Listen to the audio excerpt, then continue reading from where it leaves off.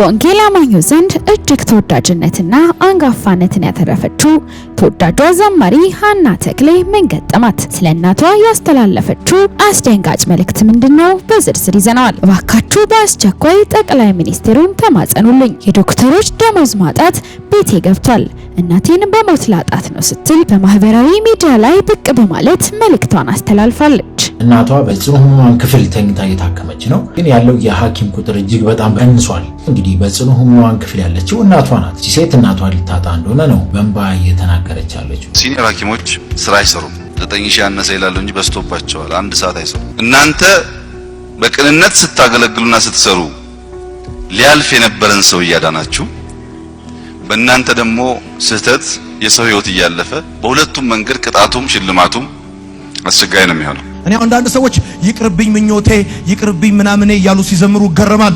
ለምንድነው ይቀርብኝ? ዋይ እቺም ኑሮ ሆና ከዚህም ኑሮ ላይ አስቀነሰ ትችላለህ። ይቅርብኝ ምኞቴ አምሮቴ ምናምን ለምን? ሰላም ጤና ይስጥልን ቤተሰቦቻችን፣ የሮማንስ ሮድ የዩቲዩብ ቻናል ነው። በቻናላችን አዳዲስና ወቅታዊ ትኩስ መረጃዎችን ይዘንላችሁ መጥተናል። እስከ መረጃው ፍጻሜ አብራችሁን ቆዩ። ቻናላችንን ሰብስክራይብ ያላደረጋችሁ ሰብስክራይብ በማድረግና የደወል ምልክቱን በመጫን አዳዲስ መረጃዎችን በፍጥነት ያገኙ። ቪዲዮአችንን ለሌሎች ሼር በማድረግ ቤተሰባዊነቱን ያጠናክሩ። እኔ አንዳንድ ሰዎች ይቅርብኝ ምኞቴ ይቅርብኝ ምናምን እያሉ ሲዘምሩ ገረማል። ለምንድነው ይቀርብኝ? ዋይ እቺም ኑሮ ሆና ከዚህም ኑሮ ላይ አስቀነሰ ትችላለህ። ይቅርብኝ ምኞቴ አምሮቴ ምናምን ለምን? ምኞትሽን ከበረከቱ የሚያረካት የሚያጠግብ ይሰማል ወይ? አሁን ይሄም ኑሮ ሆኖ ከኪራይ ቤት አምሮቴ ብለህ ትችላለህ ወይ? እጅ ወዳፍ እየኖርክ ለምን ታስመስላለህ? ለምን ተዋሻል? አምሮቴ መሻቴ የሚቀርበት ከክርስትና ጋር የሚጋጭበት ምን ምክንያት የለም? ምንም ምክንያት የለውም። አሁን አንተስ ለምሳሌ በታክሲ ለመምጣት በፀሐይ መጥቶ ተሰልፈ ወገብ ተንቃጥቶ መምጣት አቤት፣ በመኪና መምጣት ከክርስትና ጋር የሚያጋፋው ምንም ነገር የለው። የእግዚአብሔር እጅ አምሮትን ትሰጣለች። ምንድነው ያማረ ልጅ በኢየሱስም ይሰጣል። በኢየሱስም ያማረሽ ምንድነው? እንዲህ ራስሽን ስታዩ እንደሆነ ጭንቬል በቃ እግዚአብሔር ይሰጥሻል። ይቅርብ የሚሉ ሰባኪዎችና ዘማሪዎች እነሱ የሚያረጉትን ይው እነሱ የሚያረጉትን ይው ጥፍት ያለ ኑሮ ነው የሚኖሩት። ይገርማል። ቆንጆዬ ጫማ ቆንጆዬ ኑሮ። ልጆቻቸው አሜሪካ ነው የሚማሩት። አሁን በየሚዲያው እየወጡ የሚደነፉ ሰዎች ቼክ አድርጋቸው። ይቅርብ የሚሉ ሰዎች ገድልና ታምር እኮ አለ። እንደውም ካሁን በኋላ በእነሱ ገድልና ታምርኛ ምን እንግባለን? መስቲካ አቀብሎ መስቲካ እኔ ያኘኩትን መስቲካ ሰጥቻት መስቲካውን በልታ አረገዘች ያለ እንዲህ አይነት ታምር ከጴንጤ እንጂ ከኦርቶዶክስ ነው ይተሰማው። ማይ ብራዘር ላቡን የጠረገበትን ሶፍት በልቼው አጋሳኝ እንዲህ አይነት ታምር የተሰማው ታምር ገድል ታምር የለም። እናንተ ጋር ልዩነቱ ምንድነው? የኛና የናንተ እኛ ጋር ተጽፏል። እስቲ እንን ቪዲዮ ኮፕሊንግ አርጉ። እስቲ ወንድሜ አክሊል ወንድነ ሶፍት አስበሉ፣ ዘይት ሽጡ፣ እንደዚህ አድርጉ፣ በማስቲካ አስረግዙ ብሎ በመጽሐፍ የተሰነደ ወንጌል አማኝ ትምህርታችን ዶክትሪናችን ይሄ ነው ብላ ያስቀመጠችው ትምህርት ካለ አምጣ። የተክልየን ተቅማጥና ቅዱስ ቁርባን በፍርፋሪና በአተላ ቦታ ፈንታ ይወሰዳል።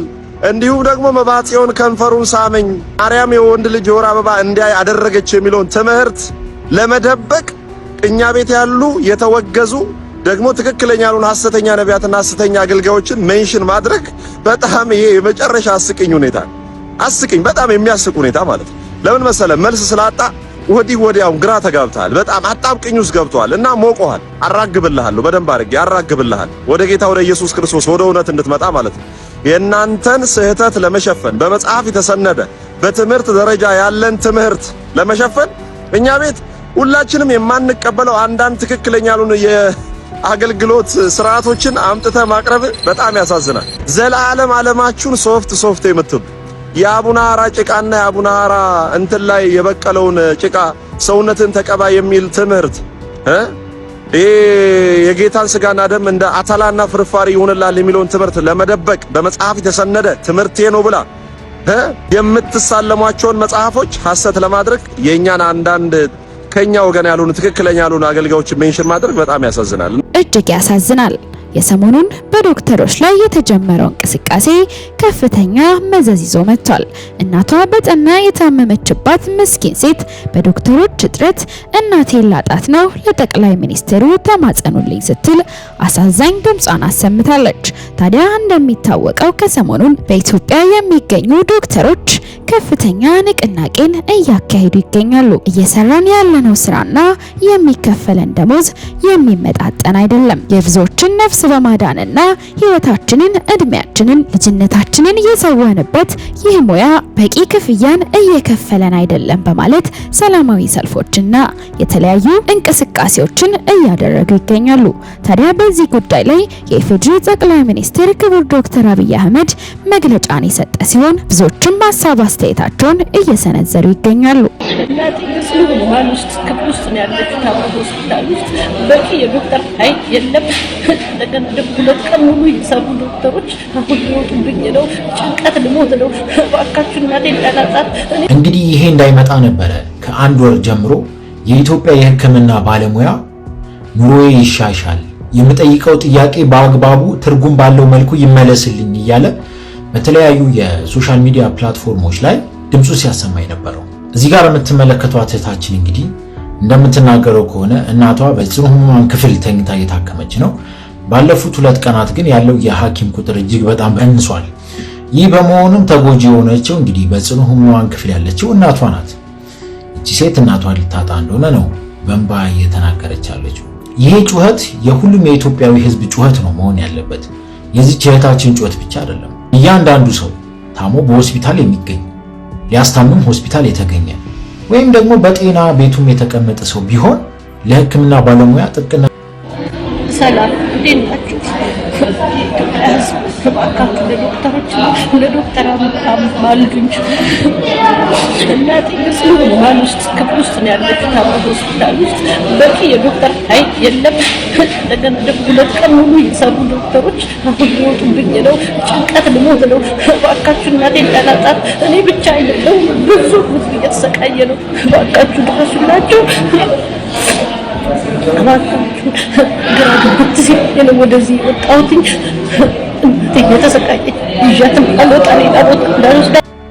ሲኒየር ሐኪሞች ስራ አይሰሩም። 9000 ያነሰ ይላሉ እንጂ በዝቶባቸዋል። 1 ሰዓት አይሰሩም፣ እንኳን 8 ሰዓት ማለት ነው። ሲኒየር ሐኪም ይታያል፣ ጋውኑን ጥሎ ወደ ግሉ ነው የሚሄደው። ስለዚህ ላይሰራ ነገር ከሚሆን ምን ብናደርግ ይሻላል? 2-3 ሰዓት ሰርቶ 2-3 ሰዓቱን ደግሞ ቢያደርግ አይሻልም ወይ የሚለውን እያየን በጥናት እንመልሰው። ግን ችግር አለ እዛ የምታውቁት ነው። ነርሷ ቅድም ያሉት ዝም ብሎ አይደለም። ሐኪሞች ብዙ ነገር ነርስ ላይ ጥለው ስለሚሄዱ ነው። በተለይ ሲኒየር እየሆኑ ሲሄዱ ያው ፍላጎቱም እያደገ ስለሚሄድ ብዙ ጊዜ ሆስፒታል አያጠፉም። ታውቃላችሁ፣ ኢንቫይሮመንቱ ላይመች ይችላል፣ ደሞዝ ላይመች ይችላል፣ አስተዳደሩ ላይመች ይችላል። ግን ሀገር ነው። ሀገር ለማን ይተዋል? በማን ይተካል? ህዝብ በማን ይተዋል? ሰዎች ከውጭ መጥተው በነፃ አሁን ልብ ህክምና እናንተ ከመጀመራችሁ በፊት ከውጭ መጥተው ያክሙ ነበር በነፃ። ጥቁር አንበሳ አይደለም ዛሬ 10 ዓመት እነሱ ናቸው እየረዱ እያስተማሩ ማዕከል ፈጠራችሁ። እናንተ ህዝብ ማገዟችሁ በጣም ጥሩ ነገር ነው፣ መታገዝም አለበት። ከዚህ ማልፋችሁ ማገዝ አለባችሁ። ግን ሌሎች እኛን ለማገዝ የወሰኑትን ጉዳይ እኛ በምናምን ምክንያት ጫፍ ላይ እንዳለን ካሳየን ጥሩ አይደለም። ህይወት እያዳናችሁ ህይወት ለሚያድን ሰው ምንድነው ይከፈለው? እናንተ በቅንነት ስታገለግሉና ስትሰሩ ሊያልፍ የነበረን ሰው እያዳናችሁ፣ በእናንተ ደግሞ ስህተት የሰው ህይወት እያለፈ፣ በሁለቱም መንገድ ቅጣቱም ሽልማቱም አስቸጋሪ ነው የሚሆነው። እኔ ለህክምና ሙያተኞች ውለታቸው በገንዘብ ይከፈላል ብዬ አላምንም። የኛም ሌላ ዓለም ያለው ውለታችሁ የጀግና ክብር፣ ሀገር የሚወድ ሀገር የሚያገለግል ክብር ሲስተማቲካሊ ልክ እንደ ወታደር እንደተባለው የመስጠት ስራ ይኖርብናል። ይሄን በማድረግ ምናልባት ድካማችሁን ሰምሃው እናካክስ ይሆናል እንጂ ደሞዛችሁን 9 ሺህ ያላችሁትም 29ም ቢሆን 49ም ቢሆን በትክክል ሙያችሁን ጠብቃችሁ ከሰራችሁ የሚመልስ አይመስለኝም። በተለያዩ ድንቅ ዘማሪዎቿ በወንጌል አማኞች ዘንድ እውቅናን ያተረፈችው ዘማሪ ሀና ተክሌ በፌስቡክ ገጿ ላይ ስለ እናቷ ያልተጠበቀ መልእክት አስተላልፋለች። ታዲያ ዘማሪ ሀና ተክሌ እናትነትን ከነሙሉ ክብሩ ያሳየሽኝ እናቴ ነሽ በማለት መልእክቷን ያስተላለፈች ሲሆን ዘማሪት ሀና ተክሌ ያደገችው በመዲናችን አዲስ አበባ መሆኑ ይታወቃል። በጌጃ ቃለ ሕይወት ቤተክርስቲያን ሰንበት ትምህርት ቤት ገብታ የመዘምራን አባል እንደነበረች ይነገርላታል። የሁለተኛ ደረጃ ትምህርቷን ከጨረሰች በኋላ በጎንደር ዩኒቨርሲቲ ተመድባ በአካውንቲንግ የመጀመሪያ ዲግሪዋን አጠናካለች። ዘማሪት ሀና ተክሌ በዝዋይና ባህር ዳር ከተማ አካውንትነት ሰርታ ከጨረሰች በኋላ በኢትዮጵያ ቃለ ሕይወት ቤተክርስቲያን ዋና መስሪያ ቤት የሴት ተማሪዎች ሀገር አቀፍ አስተባባሪ ሆና አገልግላለች። አዲስ አበባ ስትመለስ በዘማሪና ሙዚቀኛ ዳዊት ጌታቸው በሚመራው ዜማ ለክርስቶስ ተቀላቀለች። የሀና ተክሌ መዝሙሮች በዋነኝነት የሚታወቁት በሙዚቃና በዜማ ወይም በዘማሪዋ ድምጽ ሳይሆን ጠንካራና በግጥም መልእክቶቿ ነው። ዘማሪት ሀና ተክሌ ዘማሪ ብቻ ሳትሆን ጎበዝ ገጣሚ ጭምር ናት። የቋንቋ አጠቃቀሟና ከአልበም ወደ አልበም ይበልጥ ግልጽ እየሆነ መጥቷል። የዚህ ተወዳጅ ዘማሪ መዝሙሮች የሚገኘው በእግዚአብሔር አዳኝነት ውስጥ የሚያጠነጥን ነው። ታዲያ ዘማሪት ሀና ተክሌ ከተወሰኑ ቀናቶች በፊት ስለ እናቷ እንዲህ ብላ በፌስቡክ ገጿ ላይ ለጥፋለች። እንደ እናቶቻችን እናትነታችን የተባረከ ይሁን። የኔ እናት እናትነትን ከነሙሉ ክብሩ አሳይተሽኛል። ኑሪልኝ ውዱ እግዚአብሔር እንዳንቺ ያድርገኝ በማለት ተወዳጇ ዘማሪ ሀና ተክሌ መልእክቷን አስተላልፋለች።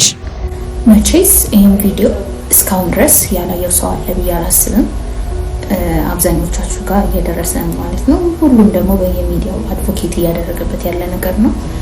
ሶ አሁን ከረንትሊ ካለው ሲቹዌሽን አንፃር ሜቢ የኔን ኢንፑት ሊጠቅማችሁ ስለሚችል የጤና ባለሙያ የሆናችሁ ዶክተሮች፣ ነርሶች፣ ሄልዝ ኦፊሰር ኤኒ ታይፕ ሰው ለእናንተ ነው ይሄ ቪዲዮ ማለት ነው።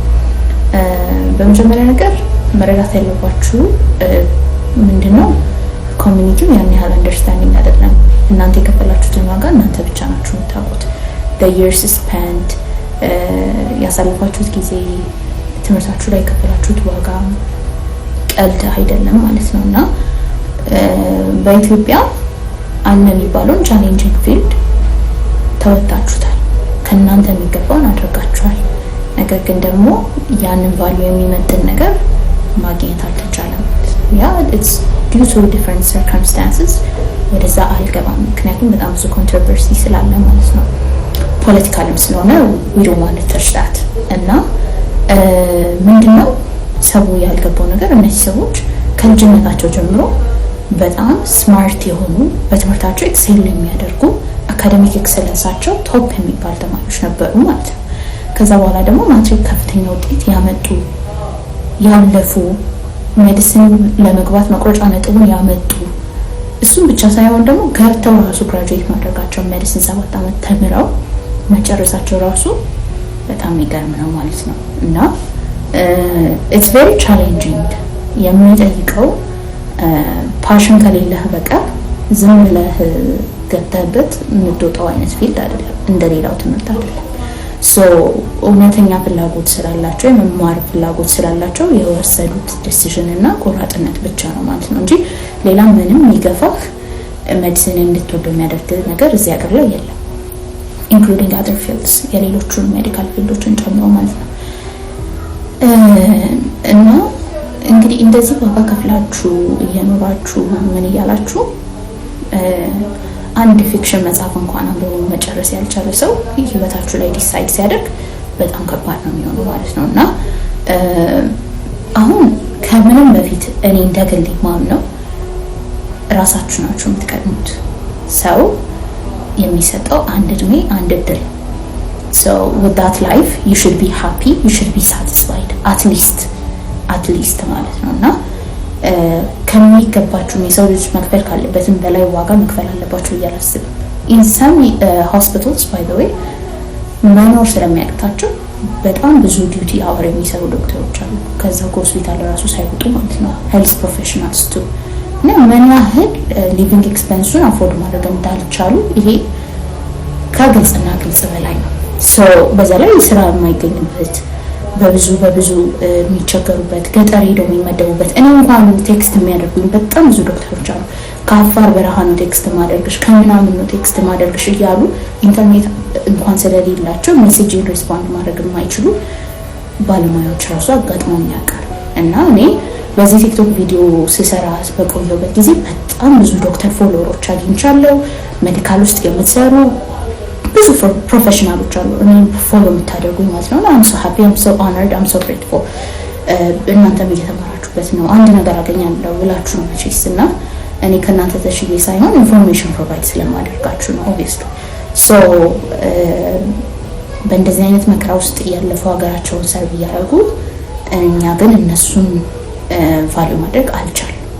እኔ የሚላችሁ ነገር ቢኖር just go out በቃ go out ሌላ ሀገር ሂዱ፣ ተማሩ፣ ስሩ ማለት ነውና በእናንተ ፊልድ ደግሞ ይቀላል። ሜዲካል ፊልድ ላይ አፕላይ ማድረግ ይቀላል። አሜሪካን በሉት ሌላም ዩሮፕ ሀገር ማለት ነው። from my experience ብዙ ኦፖርቹኒቲዎች አሉ፣ ፈንዲንጎች አሉ። ከፈለጋችሁ ወደ ማስተርስ መሄድ ትችላላችሁ፣ ኤምፒኤች መማር ትችላላችሁ፣ በቲኤ አርኤ ጂኤ ፖዚሽኖች አፕሊካንት መሆን ትችላላችሁ። ፈንዲንግ የሚገርማችሁ ማለት ነው ይሄ ፈንዲንጎቹ ብዙ ጊዜ ፉሊ ከቨርድ ናቸው ማለት ቱዊሽናችሁን ሊቪንግ ኤክስፔንሳችሁን ከቨር የሚያደርግ ስኮላርሺፕ ነው የሚሰጣችሁ። እሱ ብቻ ሳይሆን ስታይፔንድም አላችሁ፣ የኪስ ገንዘብ ይሰጣችኋል እና ሚኒመም ዩዥዋሊ ከ$2,000 እስከ $3,000 ሚኒመም የሚሰጣችሁ እና እዚህ ከምታገኙት ወራዊ ደሞዝ ጋር ራሱ አይገናኝ። ገንዘቡ ብቻ ሳይሆን ደግሞ አንድ ሰው በእድሜ ውስጥ ደስተኛ ሆኖ ፉል ፖቴንሻሉን ሚት አድርጎ የተሻለ ነገር መድረስ አይደል? ሁላችንም ካለበት ነገር የተሻለ ደረጃ ላይ መድረስ ነው የምንፈልገው። እናንተም ደግሞ ህይወታችሁ የሆነ ለውጥ አፕግሬድ ማድረግ መቼስ ለፋችሁ እኮ የሁሉ አመት እድሜያችሁን በልቶባችሁ አትሊስት የህይወት ስታንዳርዳችሁ እንኳን ካልተለወጠ ምንም ጥቅም የለውም ማለት ነው። ያንን የሚለውጥላችሁ ለተለያዩ ኦፖርቹኒቲዎች ኤክስፖዝ የሚያደርጋችሁ ጥሩ እድል አለ በአሜሪካም በዩሮፕም ሀገራት። የኤምፒኤች አፕሊኬሽን ቪዲዮ እንደሰራሁላችሁ ታውቃላችሁ፣ ስፔሻሊ ለእናንተ ስፔሲፊካሊ። በተጨማሪ ደግሞ ፉሊ ፈንድድ የሆነ ስኮላርሺፕ ሲኪር ያደረገ የፒኤችዲ አፕሊካንቴ እንዴት በግራጁዌት አፕሊኬሽን ወደ አሜሪካ አፕላይ እንደምናደርግ ኢን ዲቴልስ አንድ ነገር ሳይቀረው የቴሌግራም ግሩፓችን ላይ ሁሉም ነገር ወርዷል። ለእኔ የማስበው አንድ ሜዲሲን የተማረ ወይ ሜዲካል ፊልድ የተማረ ሰው የአሜሪካ ሆነ የሌላ ሀገር ስኮላርሺፕ አፕሊኬሽን ይከብደዋል ብዬ በምንም አላስብም። ቢካዝ ኢትስ ሶ ኢዚ ዋንስ ዩ አንደርስታንድ ዘ ቤዚክስ። ለእናንተ ደግሞ ለዲቮሽን ለዲተርሚኔሽን ለኤፈርት ምን የምትታሙ አይደላችሁ። አንድ ነገር ላይ ካመናችሁበት በደንብ ትሰራላችሁ። ይሄ ደግሞ ህይወታችሁ ነው እና እዚህ ጋር ወደ ግድግዳ ሳይሆን ወደ በር ነው መሄድ ያለባችሁ። በርን ተጠቅማችሁ የተሻለ ነገር ኦፖርቹኒቲዎችን ማግኘት ነው ያለባችሁ ማለት ነው። አፕላይ አድርጉ፣ ህይወታችሁን ለውጡ፣ ብዙ አትንከራተቱ ለማለት ነው ማለት ነው። ምክንያቱም እንደ ህዝብ ተጠቅመናላችሁ። ኦፍ ኮርስ ኢትዮጵያ እናንተ ብትሄዱ በጣም ብዙ ትጎዳለች፣ ግን ደግሞ ከምንም በላይ የምትበልጡት ደግሞ እናንተ ናችሁ። እናንተ ስትኖሩ ነው ቀጣዩ ነገር የሚኖረው ማለት ነው። my fellow doctors, medical professionals out there, my respect goes out to you. We really value your dedication, especially on my page. በጣም ነው ማከብራችሁ እና ለእናንተ የተሻለ ነገር ፕሮቫይድ ለማድረግ ነው ቪዲዮ የሰራሁት። የሶፋስ ቪዲዮዎችንን ገብታችሁ እዩት። የማስተርስ ፕሌሊስቴን ገብታችሁ እዩ። ዛሬ ሁሉ ነገር አለላችሁ። ቴሌግራም ግሩፓችንን ጆይን አድርጉ። ቻናል አለ፣ ግሩፓችንን ጆይን አድርጉ። ተማሩ፣ ራሳችሁን አስተምሩ። በጥቂት ጊዜ ውስጥ በቃ ተገላገሉ። ምንም እዚህ ሁሉ ተረክ ውስጥ መግባት የሚያስፈልግ አይመስለኝም። ስለዚህ ይህን ቪዲዮ ለምታውቋቸው ዶክተሮች፣ ሜዲካል ፕሮፌሽናሎች፣ ጓደኞቻችሁ የተማረሩት እዚህ ሙቭመንት ውስጥ ያሉ ሁሉም ሼር ማድረግ እንዳትረሱልኝ ፕሊዝ። ሄልፕ ሚ ይህን ቪዲዮ ቫይራል እንድናወጣ ቢካዝ የምንጠቅመው ትክክለኛ ሰዎችን ነው። ይህንን ኢንፎርሜሽን የምናደርሰው ለሚገባቸው ሰዎች ነው። ወንጌል ኢየሱስ ነው። ሌላ ምንም የለም። ሌላ የጠለቀ ነገር የለም። በቃ ሚስጥሩ ተገልጧል። ይላል ጳውሎስ። የጠለቀ ነገር ሚስጥሩ ተገልጧል። ሚስጥሩም ክርስቶስ በእናንተ ውስጥ መሆኑ ነው። አለቀ። የእግዚአብሔር ሚስጥር ምንድነው? ክርስቶስ። ማን ነው እግዚአብሔር? ክርስቶስ። ማንን እንድናውቅ ነው የሚፈልገው? ክርስቶስ። ቤተክርስቲያን ከዚህ አጀንዳ ስትወሰድ ነው ሰው የማይበስለው። ከክርስቶስ ፈቀቅ ካለን አሁን ጳውሎስ አንደኛ ቆሮንቶስ ምዕራፍ 1 ላይ መቼም ቢሆን አይሁድ ምልክትን ይለምናሉ፣ የግሪክ ሰዎችም ጥበብን ይሻሉ። አይገርምም? እንደ ጳውሎስ ገበያ የማያውቅ ነጋዴ አይቼ አላውቅም። ምንም ገበያ አያውቅም። የያዘው ኢየሱስን ነው ለሰው ሁሉ ለመስጠት። ከዛ ሲመጣ ሲያይ ያን ጊዜ የነበረው ሕዝብ በሁለት ነው የሚከፈለው። የግሪካውያኑ አሉ ጠቢቦች፣ አይሁዳውያኑ አሉ ሃይማኖተኞች። እና እዚህም ጋር ሃይማኖት ነው ብሎ ሲጠጋ አያዋጣም ይሄ ኢየሱስ። ከዛ እዚህም ጋር ጥበበኞቹ ጋር ሲመጣ አያዋጣም ይሄ ኢየሱስ። ምክንያቱም የተሰቀለ ኢየሱስ ነው የሚሰብከው እና ሴንስ አይሰጥም። ለዚህ ለግሪኩ ለጠበባኑ ምንም ሴንስ አይሰጥም። ሞቶ አዳነን ራሱ ያፈነዳል ጭንቅላት ራሱ ሞቶ ከዛ አዳነን doesn't make sense ነው። ላይክ ለጠበባኑ ጥበብ ነው የሚፈልጉት። በጥበብ ሴንስ አይሰጥም። ፉሊሽነስ ነው ለነሱ በጣም ሞኝነት ነው። ለጠቢባኑ ሞኝነት ነው። ሞቶ አዳነን በግሪክ ፍልስፍና አይሰራም። በፈረስ በእንትን በጦር ብዛት በምናምን በሚሊቴሪ በምናምን አድርገህ ነው እንጂ ነፃ የምታወጣው በመስቀል ላይ ተንጠልጥሎ አዳነን ፉሊሽነስ ነው። አይፈልጉትም። ከዛ አይሁድ ጋር ሄዳለሁ ሲል ለአይሁድ ማስተናከያ ነው። መሲህ ይመጣል ግን መሲህ አይሞትም እና አይሁድ አይፈልጉም። እስቲ ክርስቶስ እሱንም ምልክት አሳየን ነው ሲሉት የኖሩት። ታዲያ ክርስቶስ ምልክት እስቲ አሳየን፣ እሱም ምልክት አሳየን። ለእነርሱም በጣም ማሰናከያ ነው። መሲህ ስለማይሞት ለአይሁድ ማሰናከያ ነው፣ ለግሪክ ሰዎች ሞኝነት ነውና እዚህ ጋም ሲሄድ አያዋጣም፣ እዚህ ጋም ሲሄድ አያዋጣም።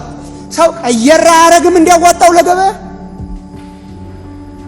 ትንሽ ጥበብ በህይወታችን ስኬትን የምናገኝባቸው 12 ቁልፎች ምናምን ቢል ምን አለበት? ትንሽ የዘመኑ ሰባኪዎች እንደሚያደርጉት ሴንስ የሚሰጥ ለነኚህ ሴንስ አይሰጥም አለ። ለነኚህም ሴንስ አይሰጥም። እነኚህን ያሰናክላቸዋል። እነኚህን ደግሞ ፉሊሽነስ ነው ይላሉ። እነኚህ ሞኝነት ነው ይላሉ። እነኚህ ይሰናከሉበታል። እና ምን ለማድረግ አስበሃል?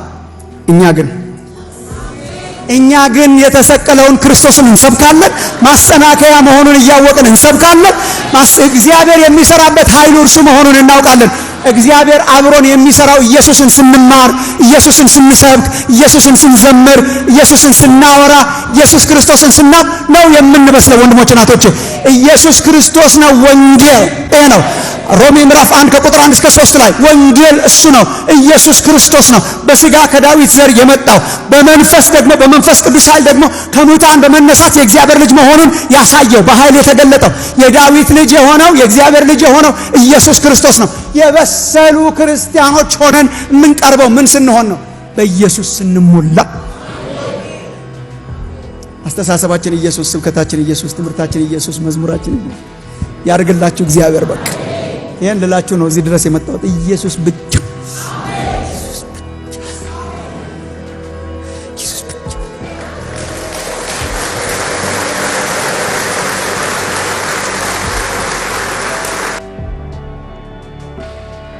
በኢትዮጵያ ኦርቶዶክስ ውስጥ ካሉ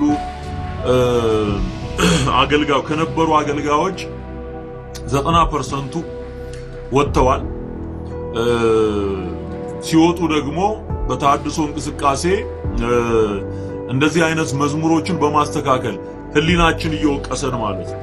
ይሄ ለማርያም የተዘመሩ ለመላእክት የተዘመሩ እነሱ እየቀሩ ይመጡና ከዛ ጥርት ያለ የክርስቶስ ኢየሱስ ምስጋና ብቻ መሆን ጀመረ ማለት ነው። እና ያ ብዙ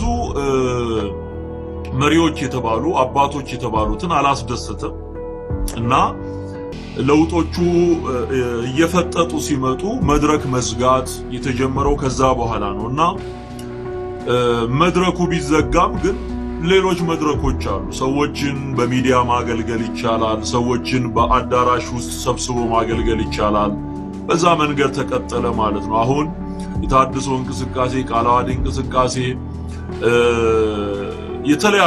የተለያዩ አገልግሎቶች በኢትዮጵያ ምድር ላይ ከኢትዮጵያ ኦርቶዶክስ የወጡ ወንድሞች የጀመሯቸው አገልግሎቶችን በግልጽ ማየት ይቻላል ማለት ነው። እና በተለይም ስመሰክር ዓይኔን እንዳበራ ከለከሉኝ ስሙን እንዳልጠራ ሙሉ ሰው ነኝ መቼም ዝም አልልም ያለኝ ኢየሱስ ነው ለዘላለም። ሃሌሉያ።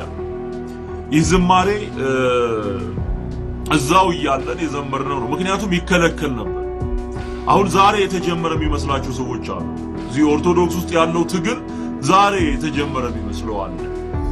እኛ ከልጅነታችን ጀምሮ ስንቀጠቀጥበት ያደግነው እውነት ነው። ይሄ እንኳን እንደዚህ መንፈስ ቅዱስ ረድቶንና ጨክነን ወጥተን ይቅርና እዛም ውስጥ እያለን የክርስቶስን ጉዳይ በመናገር የታሰርንበት የተደበደብንበት ሲዲዎቻችን መጻፍቶቻችን የተቃጠሉበት ጊዜ ነበር። ይሄ ታሪክ የያዘው ቪዲዮ የያዘው ማስረጃ የያዘው ጉዳይ ነው እና ዛሬ የተጀመረ አይደለም። ዛሬ አሁን ይሄ በጭካኔ መንፈስ ቅዱስ ያስነሳቸው አገልጋዮች በሚናገሩ ጊዜ የተቀጣጠለ የበረታ መጣ እንጂ እዛም ውስጥ ሆነን የምንናገረው ይሄን ነው ነበር እና ክብሩ ለእግዚአብሔር። የሌላ ሃይማኖት ተከታዮች ባለባበሳቸውና በንግግራቸው የምን ሃይማኖት ተከታይ እንደሆነ ያስታውቃሉ። እኛንን ግር ምንም አንገባም። ይህንን ከላያችሁ ሊሰበር ይገባል። እግዚአብሔር በስፍራ ሁሉ የሚመለክ በማንኛውም የህይወት እንቅስቃሴዎቻችን አምላክን በመኖር ልናመልከው የሚገባ አምላክ ነው። እደግመዋለሁ። በአምልኮ ስርዓት ብቻ ሰዓት ብቻ በሚደረጉ ወጎች ሳይሆን በማንኛውም የህይወት እንቅስቃሴ በዚህ መጠን ህይወታችንን ልንቀይር ይገባል።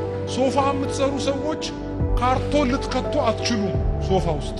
ምክንያቱም በዚያ ቦታ ምን እያደረጋችሁ ነው? እያመለካችሁ ነው። እናንተ ሙዝ የምትሸጡ ቅቤ የምትሸጡ ሙዝ አትከቱም፣ እያመለካችሁ ነው እዛው ጋር። እናንተ በርበሬ የምትሸጡ ሸክላ አትጨምሩ።